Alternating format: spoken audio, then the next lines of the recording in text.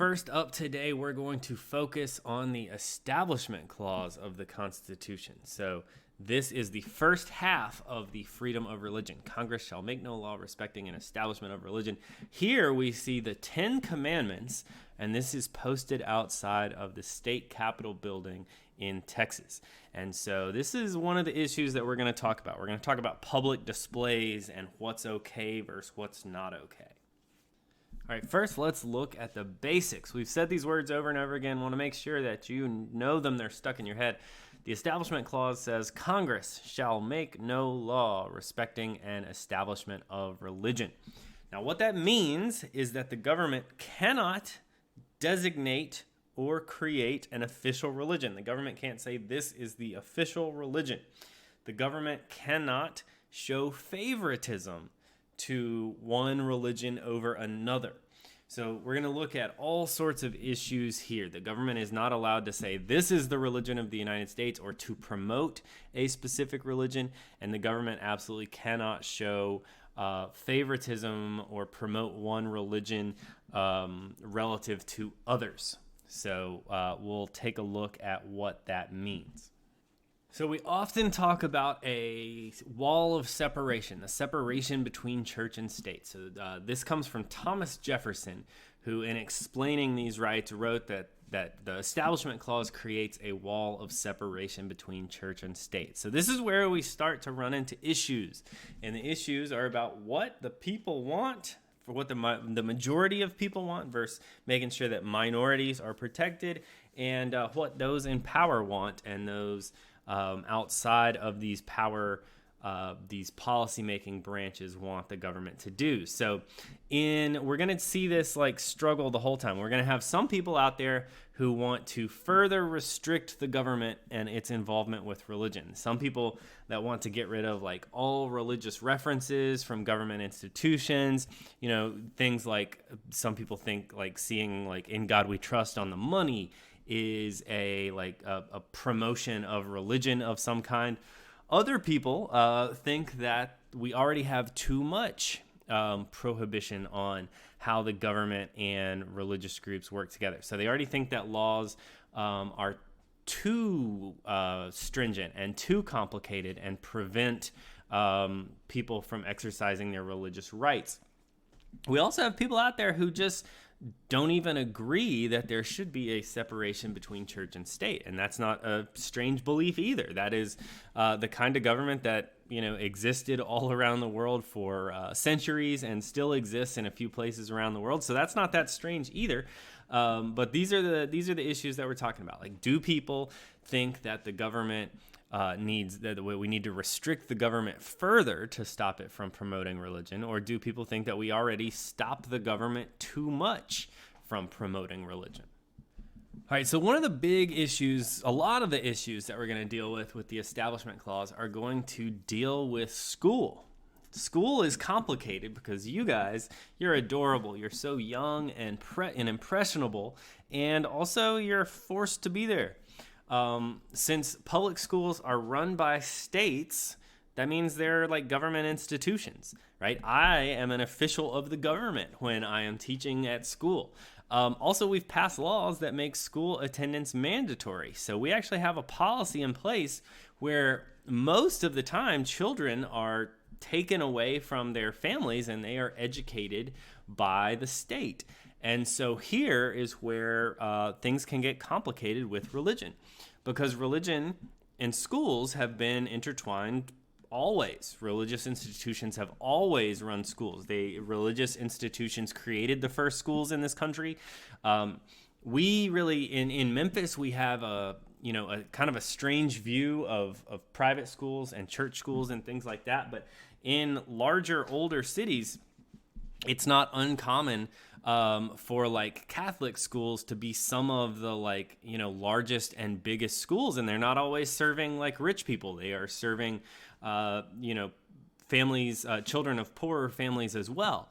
And so since public schools are run by states and you have to be at school, this is where we're going to run into some issues with religion. And so let's take a look at our first big court case. All right, this is one of the court cases that we have to know by name. This is Engel versus Vitale. This is, I think, in New Jersey. It's in the 1960s. And every morning, this was a public school. Every morning, over the intercom, making the announcements, the school officials recited a prayer. And here are the words of the prayer. You can see them in the second box. Almighty God, we acknowledge our dependence upon thee, and we beg thy blessings upon us, our parents, our teachers, and our country. Amen. Now, what you will notice there in that prayer, what they thought they were doing, something pretty harmless. There's no references to any religious figure other than God. It's pretty vague. It doesn't mention any religious beliefs of any kind other than we're dependent upon a God. It ask for blessings for families and school, and that's it. So they're aware of the First Amendment, and they think this is okay because it's not specifically a particular religion. It's not a specific denomination of any type of religion, and they didn't force the kids to say it. But this gets to the Supreme Court.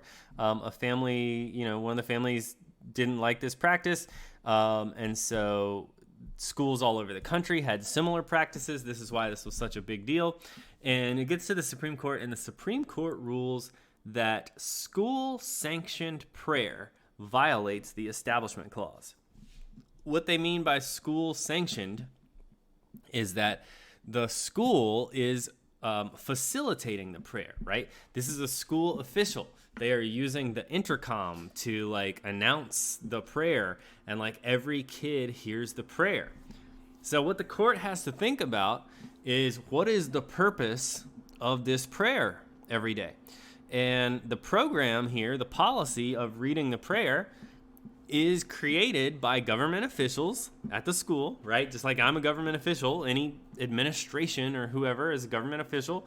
They're creating a policy that promotes a religious belief, right?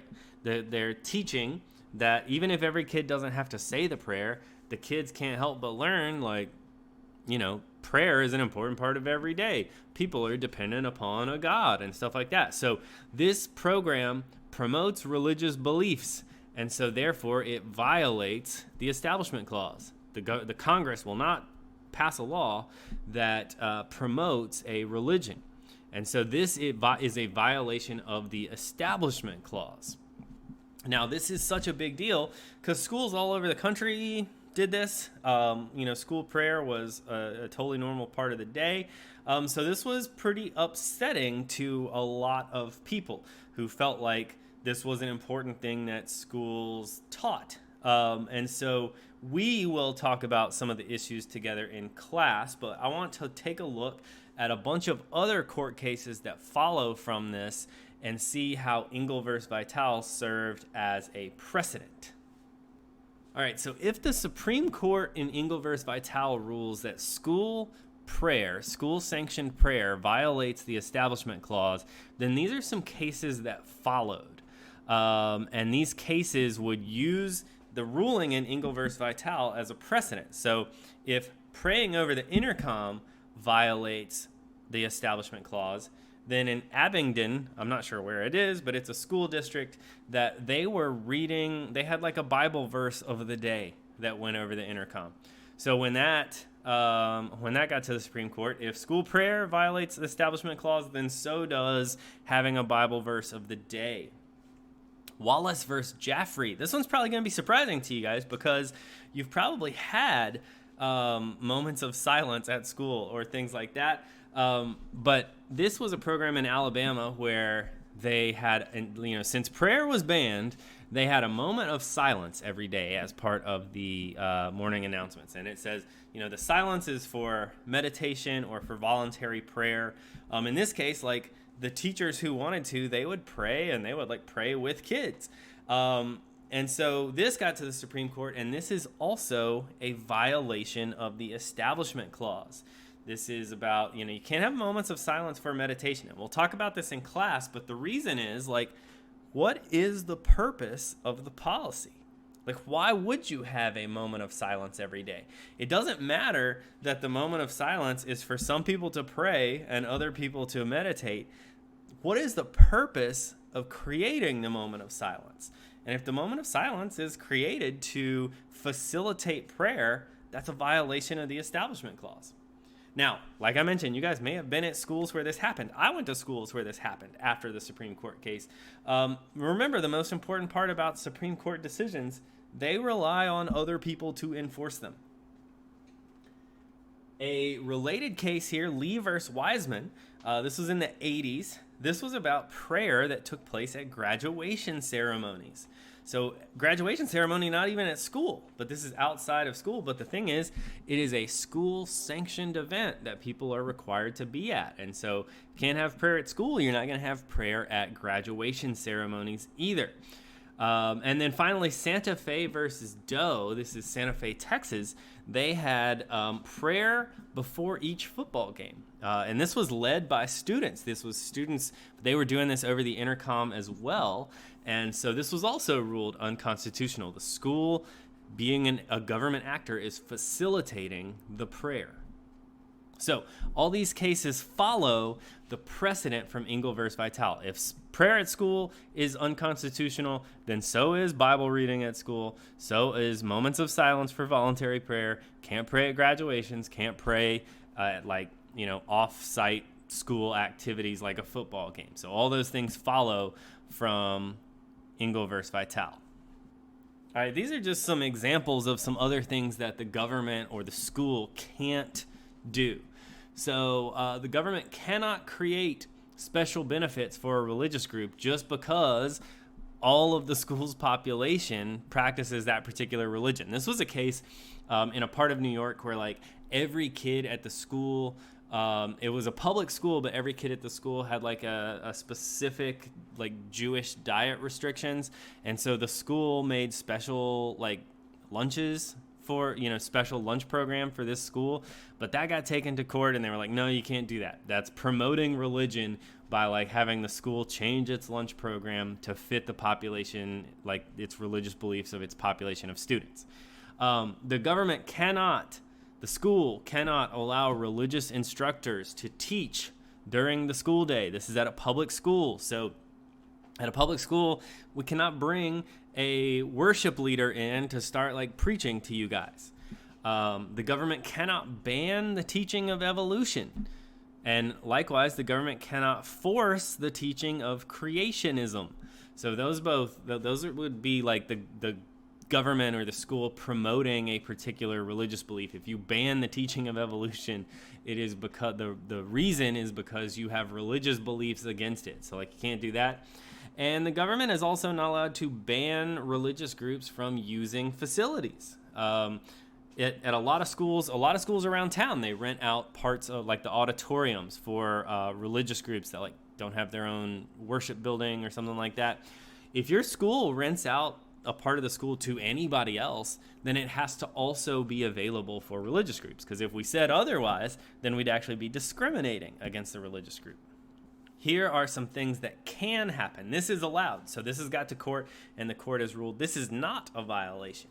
So first, the government can send public school teachers into religious schools to help with non-religious teaching.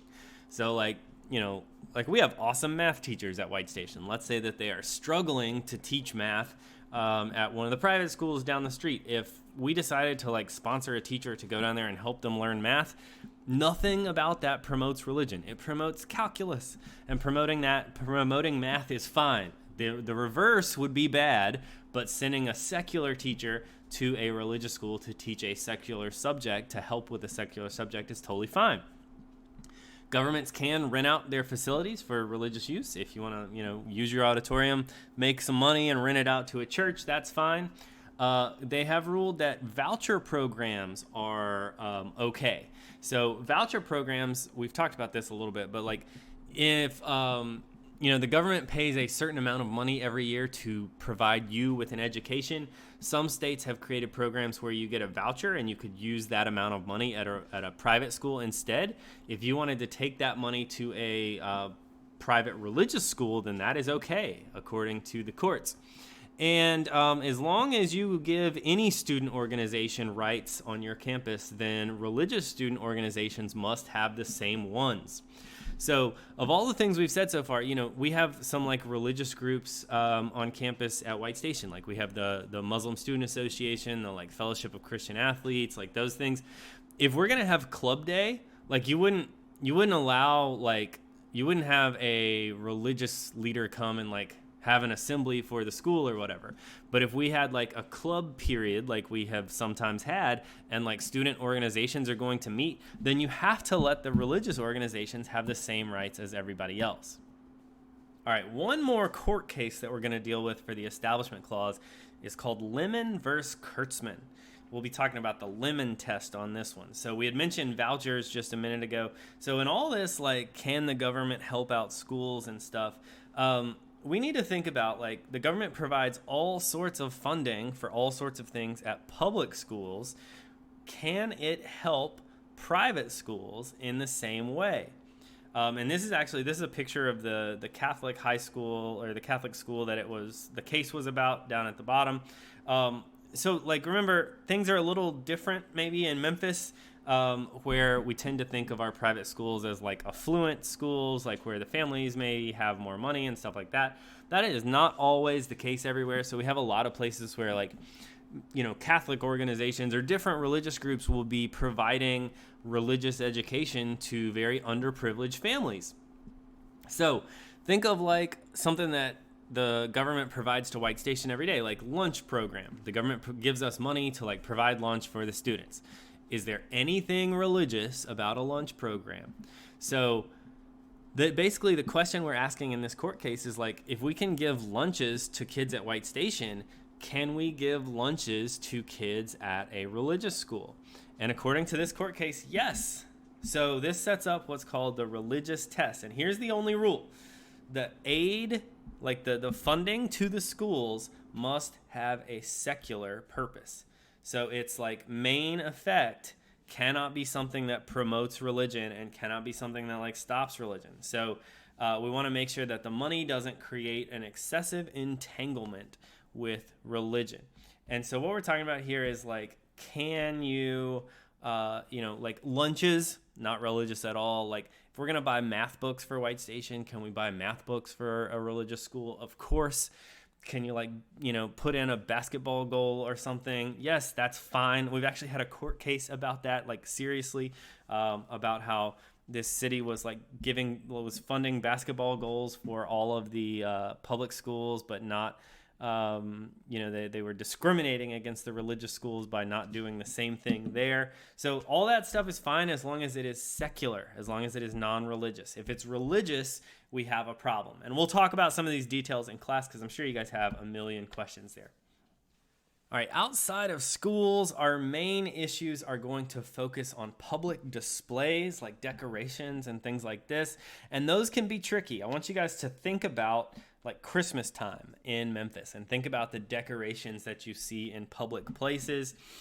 This is a picture. This is like my Christmas tree is what I call it. This is the Christmas tree on Main Street. So it's like my front yard. But like, is it okay for the government of Memphis to put up a Christmas tree? And the answer is sure, as long as it's like not religious in nature. So the government does not, like with the Establishment Clause, the government does not have to pretend that religion does not exist. They don't have to ignore religion, but they can't be like, doing things that are actively promoting religion. So the kind of, like Christmas decorations that you would see around town, they tend to be like snowman, candy cane, snowflakes, Christmas tree. Nothing about that is a religious belief at all. It is like related to a religious holiday, but it's a really non-religious part of the holiday. So that kind of stuff is okay. We'll talk about, some things you guys might have questions about. There's no, one of the issues on the picture at the front of this section was the 10 Commandments. We've had a lot of places where they posted the 10 Commandments in a courtroom, and the 10 Commandments are a like religious biblical based teaching. So that is not okay. Like, you can't just put the 10 Commandments up in your courtroom. So other places have got around this by They want to put the 10 Commandments up, but they want to say, like, this is important because it's like written law, and that's what courts are all about. So, like, they put up the 10 Commandments and the Code of Hammurabi and the, like, Napoleonic Code and, like, you know, all of these, like, old written laws, and they're like, this display is about, like, a historical impact of written law, and that's okay. So it's all about the motive, right? Is the motive to promote religion, or is the motive to do something else? So you'll notice, like, governments don't really put up what we call a nativity scene, the little scene where baby Jesus is born at Christmas. Like, that's not okay. But, like, if the government was putting up a religious display that included all sorts of religious holidays of the season that was inclusive, then that's okay. It's about, like, that. In that case, the motive is to, like, celebrate holidays and not promote a religious belief. So I know it's really complicated. There's a lot of issues here that we're going to talk about, and it's really hard to figure out exactly where the line is. So with the Establishment Clause, we're talking about the idea that there's supposed to be a separation between church and state. But here's what's important to remember. The government, just because of the Establishment Clause, the government does not have to ignore religion. They don't have to pretend that religion doesn't exist. They just shouldn't be promoting a particular religion.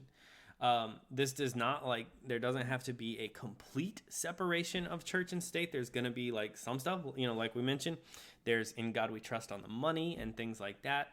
But this, you know, does not have to ignore religion. And the state has to accommodate all religions and not, like, show hostility toward any.